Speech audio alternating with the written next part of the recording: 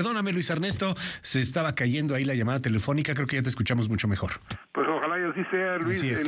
Estaba contándote que estaba pues tristón porque como a todos ya el COVID nos llega cerca, yo he perdido un par de amigos muy queridos y lamentablemente es parte de una estrategia fallida, en mi opinión, que estamos viendo la comparación con Biden. Tú acabas de hacer mención la diferencia que hace un presidente que llega como Joe Biden con una definición muy clara de lo que quiere hacer, no solo en términos del programa sanitario, sino también del programa económico. En 20 días, el presidente Biden logró levantar el número de vacunados en Estados Unidos de una proporción prácticamente de 3.3 dosis por 100 habitantes a 10.6 dosis por 100 habitantes. Es decir, el presidente, como tú mencionas, ya va cumpliendo su meta, porque él lo que quiere es llegar a 3 millones de personas vacunadas al día en los Estados Unidos, Luis. ¿Qué permitiría eso? Eso permitiría que Estados Unidos estuviera recuperado y pudiera tener normalidad por allá del mes de mayo a más tardar, y permitiría a los Estados Unidos, por lo tanto, como país, restablecer su estructura desde el punto de vista de producción, consumo, pero sobre todo evitar el número de muertes excedentes que causó una política equivocada de Trump. Nadie sabe muy bien qué va a ocurrir, dentro de unos 5 o 6 años lo sabremos, pero se calcula en este momento que la estrategia fallida de Trump le habrá costado a los americanos entre 200 y 250 mil defunciones que se pudieron haber evitado. Y cuando tú hablas de eso, Luis, hablas de algo que es terrible, hablas de muertos, hablas de gente que desaparece para familias, pero también para una sociedad y una economía que se ve perjudicada por una mala política desde el punto de vista sanitario y una mala política desde el punto de vista económico. Estados Unidos nos está dando el ejemplo, Luis. Deja claro que se puede corregir, deja claro también que si lo haces rápido y que si empiezas a usar las cadenas de distribución que existen ya en tu país, puedes tener un programa de vacunación muy rápido, muy fuerte. Mira, México ha comprometido, me refiero a comprometido porque todavía no lo recibe, pero ha comprometido en este momento 224 millones de dosis. Cuando uno observa lo que nos han dicho, por lo menos, nadie conoce los contratos, pero lo que nos han dicho, tenemos prácticamente 80 millones de dosis de AstraZeneca, más o menos 52 millones de dosis de Moderna, 35 de CanSino, 34 de Pfizer y las 24 Sputnik que nos anunciaron. Eso suma 224 millones de dosis, Luis. Sería suficiente para la población de México. La pregunta es, si llegaran, ¿sabríamos distribuirlas, aplicarlas?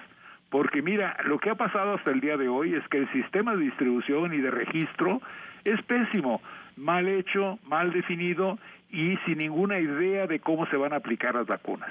Ve la diferencia. En Estados Unidos, el presidente Biden llega y dice, como ya yo no puedo como gobierno centralizarlo, paso a los estados la responsabilidad de que se haga la vacunación allá. Y como no estamos teniendo la velocidad que yo quiero, permito que las cadenas farmacéuticas que existen en Estados Unidos, que son puntos prácticamente hoy de aplicación de vacuna, se conviertan en eso, puntos de aplicación de vacuna. Una vez que se termine el convenio con las famosas cadenas de farmacias como la CVS, Walgreens, todas las que muchos mexicanos conocemos por haber estado en Estados Unidos, el gobierno de Estados Unidos va a tener cerca de 80,000 puntos de distribución y aplicación de vacunas en el país, Luis. Y esto es lo que tenemos que pensar en México. En México lo que tenemos que pensar es que nuestro plan no está resultando, que para registrarme yo, que tengo más de 60 años y me busqué registrarme, me tardé 5 días teniendo todo el equipo necesario y finalmente pude hacer mi registro, pero ahora tengo un registro que no sé para qué me sirve, porque alguien me va a hablar en algún momento para decirme en dónde y cómo me van a vacunar, cuando podríamos tener estructuras de distribución como las que acaba de definir el presidente Biden en Estados Unidos. Y si tú ves la parte económica, Luis, el presidente Biden acaba de poner un programa de 1.9 billones de dólares. Este va a ser un impulso tremendo a la economía americana. Cuando se recupere y se haga la combinación normalidad sanitaria y el impulso que va a proveer este paquete económico, Estados Unidos va a crecer 3,5, 4% y va a volver a ser la maquinaria que todo mundo conocemos. Totalmente. Y que esperamos. Oye, pero es que es muy triste porque en este país pues la opción para vacunarte es irte a Estados Unidos. O sea, quien tiene el dinero, quien tiene el poder, quien tiene la posibilidad y también las condiciones, pues va y se vacuna ya. O sea, muchos estados no piden tampoco como que una residencia, o sea, sí es como un requisito, pero realmente no.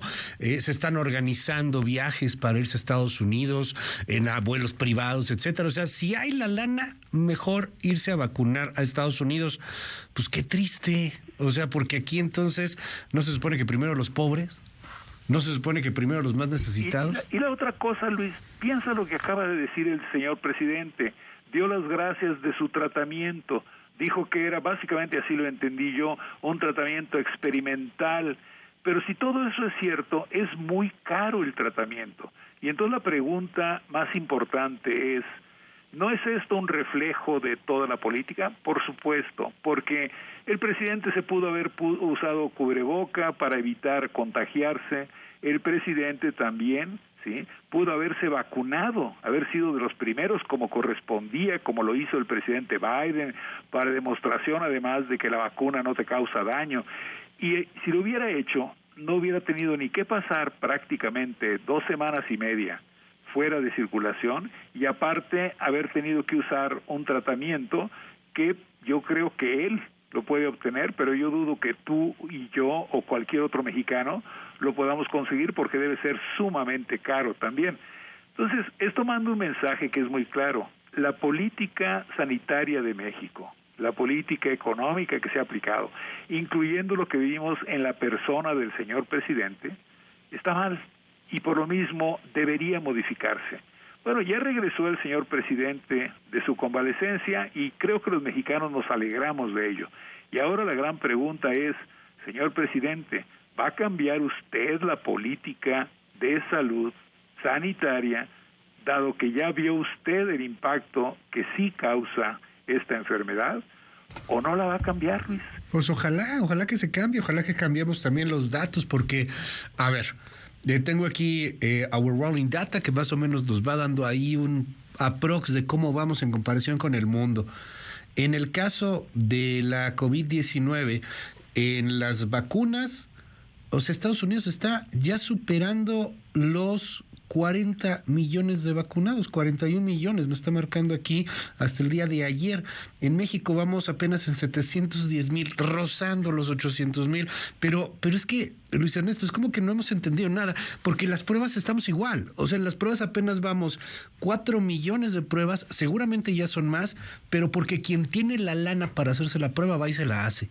Y muchas de esas pruebas ya no terminan por ser registradas en el sistema de salud porque ya hay un verdadero desgarriate en el registro, en el control, porque no hay un sistema, no hay un sentido. Hay 12 mirones cuando te van a poner una vacuna. Hay siervos de la nación. Yo no he escuchado de los nation servants o algo por el estilo en Estados Unidos. O sea, híjole, esto se está haciendo tan político y lo peor, tan politiquero, Luis Ernesto. Y por eso, Luis, cuando vemos lo que le ocurrió al presidente, yo creo que ahí decimos, mira, en la figura del presidente se da todos los errores de la política de salud que ha llevado a cabo el gobierno en este momento, porque el presidente ni debió contagiarse y desde el punto de vista de haber tenido la vacuna, debió haber sido el primero en haber sido vacunado. Por no hacerlo como debe ser en la lógica de que es el primer ejecutivo de la nación, y la persona que más importa, con todo respeto, porque sí lo es el señor presidente de la República, pues entonces, si a él mismo, ahora que ya le dio, ahora que ya pasó por la convalecencia, ahora que tuvo que tener un protocolo médico muy especial, si no se da cuenta el señor presidente que tiene que cambiar la política sanitaria en este país, pues entonces, Luis, creo que México va a sufrir y mucho, y vamos a desperdiciar una vez más un despegue fuerte de la economía americana que nos hubiera ayudado a crecer y a recuperarnos en este año. Mil gracias, Luis Ernesto Derbez. Como siempre, un gustazo poder saludar en este espacio. Un abrazo, Luis, a todo tu auditorio. Gracias, es Luis Ernesto Derbez, exsecretario de Relaciones Exteriores y el actual rector de la Universidad de las Américas en Puebla.